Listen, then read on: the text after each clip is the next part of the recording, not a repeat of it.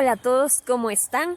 Y bueno, esta es la segunda parte de lo que me hubiera gustado responder en el segundo debate sobre el aborto de Kika Nieto. Así que vamos a responder estos argumentos. Las estamos amenazando con la cárcel. Recuerden que si el aborto es delito, las mujeres tienen que ir a la cárcel. La cárcel es injusta, hace mucho daño. Hay que tener más empatía. Esa empatía que dicen tener cuando no les importa la mortalidad materna. Hay que tener en mente que el aborto salva vidas. En primer lugar, lo que más se persigue al penalizar el aborto no es la cárcel para la mujer que se somete al mismo, sino para quienes lucran con él. Además, pensemos, si la mujer fuera penalizada de alguna manera, no podríamos decir que es injusto porque se está cometiendo, insisto, una injusticia al aprovecharse de su fuerza y posición para dañar a otro. Pero aun si quisiéramos ser más empáticos y misericordiosos con la mujer que se somete a un aborto, pensando en que se siente presionada y desesperada, de la misma forma en que podríamos serlo con un hombre que roba porque está en una situación desesperada, por ejemplo, el que ellas tengan, si se quiere, una consecuencia menos grave como una multa, por ejemplo, o algo así, las hará pensar dos veces tanto a ellas como a otras en cometer un aborto en el futuro. Por eso se dice que la ley debe ser también pedagógica, pero aun si se decidiera que la cárcel no fuera para las mujeres que se someten al aborto, es justo que las personas que lucran con el mismo paguen por ello. Y resulta tremendamente injusto e irónico que este argumento apele a la empatía y a la justicia cuando quien lo hizo tiene cero empatía hacia el niño por nacer. Dice que a los provida no nos importa la mortalidad materna, sí nos importa, pero nos importa también la vida del niño por nacer, y creemos que es mejor buscar impedirla ayudando a las mujeres a resolver los problemas que las llevan a querer abortar, buscando que se penalice con más rigor a quienes lucran con el aborto y no ignorando por completo los derechos del niño por nacer. Si le podemos evitar la muerte a una mujer, significa que estamos salvando vidas. Pero es que a estas mujeres que dices que les estás salvando, no las estás salvando de algo que ellas mismas no se puedan salvar. Ellas tienen la opción de no arriesgarse, pero en su libertad lo hacen. Y tienes razón, hay que hacer todo lo posible por salvarle la vida, pero no facilitándoles que ellas mismas acaben con otra. No puedes decir que estás salvando vidas cuando en el aborto siempre muere alguien. En primera instancia, el síndrome posaborto no está en ningún manual de diagnóstico de la OMS. No está avalado por ninguna organización médica, lo que causa esta sensación y depresión. Lo que sí está avalado es que las mujeres son criminalizadas. Imagínense que ustedes les digan que son asesinas, que son culpables. Eso es lo que causa las afectaciones psicológicas, no es per se el aborto, es las condiciones sociales y culturales que rodean el aborto. A mí me parece que no tienen en cuenta en verdad todas las cargas sociales de la mujer que se somete a un aborto, a las que ustedes las exponen. Por eso es que se siente como depresión postparto, pero no es per se el aborto. Y digamos, hace poco salió un estudio que entrevistaron a 667 mujeres que abortaron y les preguntaron cuál había sido su sensación después de 5 años de haber abortado, y la mayoría fue de alivio. Ya está comprobado por el estudio que igual dejamos en las fuentes. Y saben de que no hablan los antiderechos, el parto sí causa depresión postparto, y eso sí está avalado en el DCM. Entonces cualquier proceso, cualquier tipo de estas cosas, pues obvio tiene consecuencias psicológicas. Lo que causa daño psicológico es que ustedes les digan asesinas y culpables y reprochen a las mujeres que deciden sobre su cuerpo y sobre su maternidad. Todas las fuentes no son iguales, es decir, vamos a dejar las fuentes, pero yo escogería siempre la OMS, es decir, si hay dos fuentes pilares, busquen si la OMS reconoce y verán que no va a reconocer el síndrome posaborto.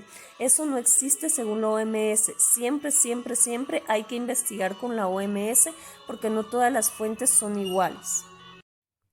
En primer lugar, el que una patología no esté en el DCM no significa que no exista, y más aún porque para decidir colocar algo en el DCM ha habido más de política e ideología implicada que solo ciencia. Por ejemplo, la homosexualidad antes se encontraba como patología en el DCM, sin embargo, tras la presión de grupos activistas fue eliminada. No estoy ahorita discutiendo si la homosexualidad debería estar o no, solo llamando la atención a que hay antecedentes de que seguían más por política que por ciencia. No en todos los casos, pero hay que tomar en cuenta este antecedente. Esto significa que el que algo esté o no en el DSM no prueba que no exista, y más aún el que la OMS lo reconozca o no, tiene una influencia política muy fuerte, ya que la OMS siempre se ha inclinado políticamente a favor del aborto. No es de extrañar que no sea conveniente reconocer algo como el síndrome posaborto. Obviamente a esta chica le conviene decir que la fuente más confiable es la OMS. Repito, la OMS siempre ha buscado promover el aborto. Por otra parte, esta mujer tiene razón en que al llamar a una mujer que ha abortado asesina y señalarla puede afectar sus emociones negativamente, y creo que no está bien, ya que aun cuando alguien haya cometido un error, lo correcto es ayudarla a repararla y motivarla a cambiar de vida sin insultarla ni juzgarla. Pero el que este maltrato afecte a las mujeres que han abortado no significa que sea la única causa de su sufrimiento. No quita de ninguna manera que muchas mujeres no sufran principalmente por el remordimiento de lo que han hecho. Como dije anteriormente, no todas lo van a sufrir, pero lo normal es que se experimente culpa y tristeza por haber terminado con una vida. En cuanto al estudio que cita esta persona de que la mayoría de mujeres entrevistadas 5 años después dijeron que lo que experimentaban era alivio, no voy a intentar corroborar la fiabilidad de ese estudio. Ella lo dejó en la descripción del video y si ustedes desean les invito a que lo hagan, pero yo voy a decir una sola cosa. Suponiendo que ninguna mujer experimentara ningún problema de salud mental por hacerse un aborto, suponiendo incluso que después de abortar se sintieran muy felices, aún así eso no sería razón para afirmar que está bien su legalización, simplemente porque el problema principal del aborto no son las consecuencias que pueda dejar en quien aborta, sino en la injusticia que supone privar deliberadamente a un inocente de la vida. El que la salud mental se vea afectada es una consecuencia negativa más del aborto, pero no la razón principal por la que está mal. Yo sí creo que el aborto hace daño a la salud mental de muchas mujeres y que es una razón más para evitarlo, pero la salud mental de quien decide someterse a un aborto no es lo único que debe tomarse en cuenta porque, como voy a repetir hasta el cansancio, está la vida de un tercero en juego. El aborto está mal principalmente porque significa matar a un inocente. Esta mujer también habla de la depresión posparto. Da a entender que esta sí hay certeza de que exista, mientras que el síndrome posaborto no está clasificado en el DSM. Es posible que piensa que si se está en contra del aborto porque causa el síndrome posaborto que no hay certeza de que exista, entonces con más razón estar en contra del parto porque ahí sí hay certeza de la depresión posparto, pero como ya dije, no se está en contra del aborto solo por los daños que pueda causar a la salud mental. Le doy la razón en que la depresión posparto sí existe, pero que el síndrome posaborto no esté en el DSM no significa que no exista. Además, que como ya dije, aun cuando no existiera, no es solo por la salud mental de la mujer que el aborto supone una injusticia. Hay una confusión legal muy profunda sobre qué es aborto y hay un desconocimiento muy grande sobre qué es aborto. Yo creo que el aborto siempre ha estado en el Código Penal colombiano y en América Latina y siempre ha sido un delito menor. Es un delito que va de 1 a 3 años de cárcel. El homicidio da 31 años y el feminicidio más de 40. Entonces, digamos que el derecho nunca le ha dado el mismo valor. La ley no refleja necesariamente la realidad. La ley está hecha por seres humanos y por lo tanto tiende a ser subjetiva. No podemos afirmar que algo es de determinada forma basándonos en las leyes. No podemos juzgar la gravedad de un acto solo por las penas que impone la ley, porque éstas son susceptibles de cambiar. El argumento siguiente es en respuesta a si el aborto debe ser llamado asesinato o no, y dice así. Por eso la imprecisión y la manipulación en nombrarlo como no es, porque si una mujer lo nombra así, pues obviamente las palabras tienen mucho poder y la hacen sentir mal, la hacen sentir perseguida. Yo creo que si uno es respetuoso de los derechos de las mujeres cuando interrumpen el embarazo, pues llámenlo por su nombre. No lo llames asesinato porque así nunca lo ha contemplado un código penal y porque es mucho más grave. Imagínense de un delito de 40 años a uno que es de 3 años. Y en la historia penal colombiana siempre ha sido así, entonces yo creo que esa palabra tiene mucho de política y de religión y es muy manipuladora. Por eso no estoy atacando a nadie, estoy atacando que es impreciso y pueden poner en Google Código Penal colombiano. Si buscamos en el diccionario la palabra asesinato, encontramos que es matar a alguien con premeditación. El aborto es eso, es matar a alguien con premeditación, no se está exagerando nada. Que el Código Penal no lo contemple como tal no significa nada porque, repito, las leyes no necesariamente reflejan la realidad. El aborto es un asesinato, no lo digo yo, no es odio, no es capricho de nadie, es tan simple como que se está quitando la vida a alguien con premeditación. Sin embargo, creo que como escuché decir una vez, no es lo mismo decir una vez robó que es un ladrón. Para describir objetivamente a alguien como asesino, esa persona tendría que matar constantemente. Si alguien mata una vez y se arrepiente y no lo vuelve a hacer jamás, lo correcto es decir que asesinó y no que es asesina. Yo no llamaría asesina a una mujer que ha abortado, no porque no piense que el aborto es un asesinato, sino más bien porque ante cualquier persona que ha cometido un acto malo, creo que lo mejor es no juzgarla, ayudarla a reparar su error tratándola con misericordia. Pero no se puede negar que el acto de quitarle la vida a alguien premeditadamente es un asesinato. Así que llamarle al aborto asesinato no tiene nada de religión ni de manipulación. Por el contrario, decir que no lo es y llamarlo interrupción del embarazo sí tiene mucho de política. Y si quieren venir con el argumento de que asesinar se aplica solo a personas y el feto no es persona, solo porque se basan en algunos códigos penales, les digo una vez más que las leyes no necesariamente reflejan la realidad, la ciencia sí. Y la ciencia hace mucho que demostró que el feto es una persona. Es que cuando ustedes dicen que el aborto es un asesinato, están diciendo que las mujeres son asesinas. Y les hago unas preguntas como, ¿conocen mujeres que han abortado? ¿Esas mujeres son crueles, desalmadas, unos monstruos que merecen ir a la cárcel? No. Entonces ahí es donde nos preguntamos, ¿el aborto tendría que ser un crimen? ¿Decir que el aborto es un asesinato? En verdad, muchos conocemos mujeres que han abortado, ¿y esas mujeres merecen ser llamadas asesinas? Seguramente la respuesta es no. Cuando ustedes anuncian que el aborto es asesinato, es manipulación y pues es injusto para las mujeres. No se puede equiparar a una mujer con un asesino. Me parece que es increíblemente violento y no tiene ningún soporte jurídico. En primer lugar, como acabo de decir, el que una persona haya asesinado, por ejemplo, una vez, no la convierte en asesina. Así que no necesariamente decir que el aborto es un asesinato es decir que toda mujer que ha abortado es una asesina. Si una mujer ya tiene el aborto como estilo de vida, pues ya es otra cosa. Fíjense que esta mujer está argumentando con base en sentimentalismo. Según ella, para que alguien cometa un asesinato debe aparentar crueldad, maleficencia, tener cara de Freddy Krueger. Según la lógica de esta mujer, entonces los jueces para indicar que alguien cometió cualquier crimen deberían ver si esa persona parece desalmada y cruel. No es así como funciona. Si alguien cometió un crimen, lo cometió y punto. Al decir que el aborto es un asesinato, solo se está diciendo con objetividad que alguien priva a otro de la vida. Es un hecho objetivo, aun si alguien cometiera un crimen sin ser malo, porque por ejemplo es un mal conductor y sin querer atropella a alguien y lo mata, no porque es buena persona vamos a decir que no cometió homicidio. Las cosas como son.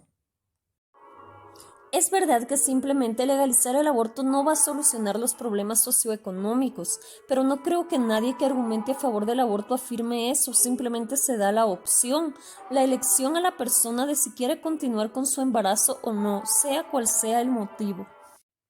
Vemos que estas personas parecen estar tan obsesionadas con la decisión de la mujer que no intentan pensar en solucionar el problema de raíz. Me importa que hagan uso de su libertad de elegir, no me importa si lo que las está llevando a abortar es una situación desesperada y lo mejor sería ayudarlas a salir de ella. Mientras que la mentalidad provida busca solución encaminada a ayudar a la mujer que busca el aborto como medida desesperada a resolver los problemas que la llevan a querer abortar, la mentalidad disque proelección solo busca que lleve a cabo su supuesta libertad de elección personal, aun cuando podría ser que realmente no quiera abortar, sino que se sienta desesperada y orillada a ello. Imaginemos que un día llega con ustedes un joven con problemas y les dice, oye, ya no quiero vivir más, me quiero suicidar, y tú teniendo la opción de ayudarle, simplemente lo ayudas a que se suicide. O sea, piensen en estos razonamientos basados en el camino más fácil y en poner como supremo valor la elección de otra persona, aun cuando una persona desesperada no toma las mejores decisiones sino las más impulsivas. Pero seguramente ella también se refiere a que hay mujeres que no es que quieran abortar por problemas socioeconómicos, sino solo porque sí, y los proelección respetan eso. A ellos les parece lo más justo y respetable la decisión de matar a tu hijo antes de nacer sin ninguna razón de peso, solo porque sí. Mencionaste que las mujeres en varias encuestas mencionaron que no están a favor del aborto, específicamente mujeres pobres. Opinión no equivale necesariamente a demanda. En países mayoritariamente cristianos es esperable que muchas personas se van a oponer al aborto porque literalmente la mayoría de personas en ese país sigue una religión que considera que el aborto es un pecado. No tiene nada de malo poder considerar eso, pero el hecho de que están afirmando eso no quiere decir que eso se traduzca a la demanda. Hay muchas personas que están en contra del aborto que igual se practican uno. Habría que verlo más cercano a estadísticas oficiales que tenemos. Es difícil tenerlas si es clandestino, pero incluso en países legales donde muchas personas son religiosas, igual se puede ver cierta incidencia en Estados Unidos. Muchas personas abortan simplemente por motivos socioeconómicos. Esta persona está apoyando su posición a favor de la legalización del aborto, basándose en la posibilidad de que pueda haber mucha demanda del mismo. Sin embargo, aun cuando esto fuera así, para mí no tiene mayor relevancia, ya que aun cuando la mayoría estuviera a favor del aborto, no por eso debería ser legal. El que algo sea legal o no, no debe depender de que la mayoría lo quiera así cuando, insisto, no se trata de un asunto personal, sino de alguien vulnerando la libertad de otro. ¿Acaso porque la mayoría de hombres en un país quisieran que se legalizara el maltrato a las mujeres debería legalizarse? Una vez más, las feministas parten del paradigma de que el aborto es una decisión personal cuando no lo es porque afecta a alguien más. En Holanda hay una baja tasa de aborto. En Holanda hay muy buena salud reproductiva y es uno de los países con menor tasa de aborto del mundo, a pesar de que el aborto es legal hasta la semana 22. Del mismo modo, hay un estudio que voy a dejar en mis fuentes que analizó las tasas de abortos en diferentes países y concluyó que en países desarrollados donde generalmente el aborto tiende a ser legal, suelen tener las tasas en bajadas y en los países menos desarrollados suelen ir estables. Eso quiere decir que sea por el aborto per se. No, pero tiene que ver más con accesibilidad de educación sexual y salud reproductiva, incluyendo anticonceptivos. Bueno, esta persona dejó sus fuentes en la descripción del video. Ustedes pueden revisarlas y juzgar por ustedes mismos. Puede que sean reales, puede que no, eso no puedo asegurarlo. A mí no me hace sentido, pero no lo he revisado y por eso no puedo desmentirlo. Sin embargo, insisto, no tiene sentido que las tasas del aborto bajen cuando el acceso al mismo se facilita. Pero quiero que noten algo curioso. Ella misma dice que esta baja tiene que ver más con el acceso a salud sexual y reproductiva. Yo no estoy a favor de esas políticas porque, como ya he dicho en otros videos, el mensaje tras la salud sexual y reproductiva es: tengan sexo esperando no tener consecuencias. Y tras las fallas de los métodos, lo que se busca en muchos casos es el aborto por estar cerrados desde un inicio a la vida. Pero quiero llamar la atención a que si ella sí está a favor de eso, entonces ¿por qué no propone solo eso en lugar del aborto? Ella empieza hablando de que en Holanda el aborto es legal y hay menos casos, queriendo hacer parecer que es por el aborto, pero después ella misma dice que es más por el acceso a la salud reproductiva, admitiendo que no es el aborto legal lo que baja las tasas del mismo.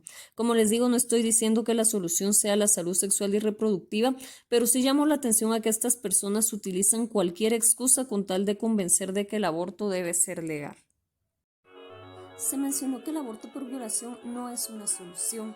Incluso si no fuera una solución, creo que vale la pena plantearse sobre la ética de que una persona que no consintió un acto sexual cargue con un embarazo. Yo creo que si esta persona quiere hablar de ética, mejor debería hablar sobre la ética de matar a alguien con el fin de evitarse molestias e incomodidades. Bajo esta ética, entonces matar se justificaría por cualquier cosa y nadie estaría a salvo. Nunca va a ser ético matar a alguien directamente para conseguir un fin, sea este el que sea. Piénsenlo. Es cierto, la persona que fue violada no tiene la culpa. Es lamentable que tenga que pasar molestias por algo que no buscó. Pero en todo caso esta persona va a pasar por incomodidades durante 9 meses. Al abortar se priva a una persona de la oportunidad de vivir toda una vida. La persona que es violentada después de los 9 meses tiene la oportunidad de seguir adelante con su vida. Si se aborta a alguien se le priva de toda oportunidad. Además, esa misma persona acepta que el aborto no soluciona nada, no desviola a la mujer ni hace pagar al violador. No es real que se aumenten los casos de aborto cuando se legaliza. Por ejemplo, en España acá tenemos varios años de recorrido. Con un aborto legal y gratuito y no penalizado en un país, más una educación sexual efectiva que no criminalice, que no haga tabú, es mucho más efectiva que una ley que por otro lado ni siquiera es efectiva como tal, porque ni siquiera se mete presa a la mujer. Entonces se estigmatiza a las mujeres por tener ese derecho de decidir sobre su propio cuerpo. Y se crea una falsa dicotomía, porque se puede ayudar a las mujeres pobres, se puede luchar contra la pobreza sin necesariamente estar en contra de que las que sí quieren, de la clase social que sean, tengan derecho a decidir sobre su propio cuerpo. ¿A ustedes les hace sentido lo que esta persona dice? Ella dice, en un país donde no se criminalice ni sea tabú, es mucho más efectivo que una ley que ni siquiera es efectiva porque ni siquiera se mete presa a la mujer.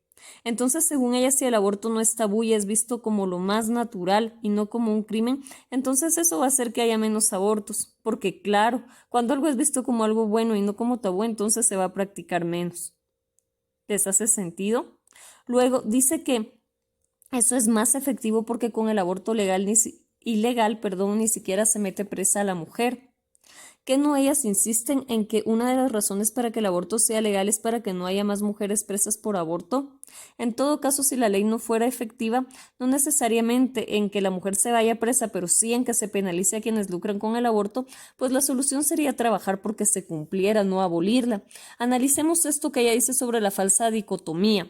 Ella dice que no es necesario elegir entre ayudar a las mujeres a salir de la pobreza y respetar la decisión de las que quieran abortar. ¿Qué pensarían si yo les dijera, tenemos dos grupos de ladrones, los que roban porque están desesperados por alimentar a su familia y por su situación se ven orillados a hacerlo, y los que simplemente roban por deporte? El decir que solo puedes ayudar a salir de la pobreza a los que roban por necesidad o solo apoyar a los que roban por robar es una falsa dicotomía. Yo puedo ayudar a los que roban por necesidad y a la vez respetar la autonomía de los que lo hacen por gusto. Es cierto de que puedo hacer las dos cosas, puedo, pero eso no quita que el ayudar a los que roban por deporte fuera una injusticia para con las víctimas. Además, ella habla de una falsa dicotomía, pero ¿ustedes qué piensan? Si una mujer se acerca con ellas pidiendo abortar, ellas, antes de apoyarla para que lo haga, van a tratar de ayudarle a resolver los problemas que las están llevando a tomar esa decisión. ¿Van a molestarse en averiguar si lo hace porque cree que no podrá mantener a su hijo? ¿O solamente van a celebrar su derecho a decidir y encaminarla al aborto? No lo sé, pero saquen sus conclusiones.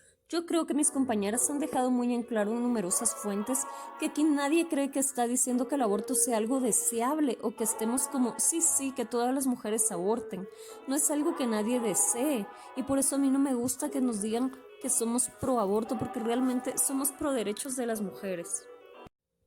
En primer lugar, con esto, están confirmando que saben que el aborto no es algo bueno. Se le acepta que quizás el término proaborto se queda corto, ya que no es que busquen que la mujer aborte, sino que se respete su decisión de abortar como la de no hacerlo.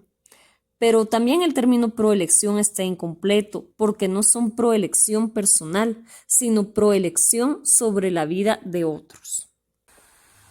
Bueno amigos, y esto ha sido todo, hemos llegado hasta el final. Aún falta una tercera parte para terminar de analizar este debate, parte 2 de Kika Nieto. Pero bueno, puedes darte cuenta que hay ciertos temas que no toqué, como son el caso de Shimp versus McPaul y el experimento del violinista. Te dejo una vez más en la descripción el video de Kika Nieto por si quieres ver todo el debate. Pero esto fue así porque quiero analizarlos en un video que sea especialmente para ellos, ya que son casos tan interesantes y que confunden a tantas personas. Por el momento esto ha sido todo, hasta la próxima.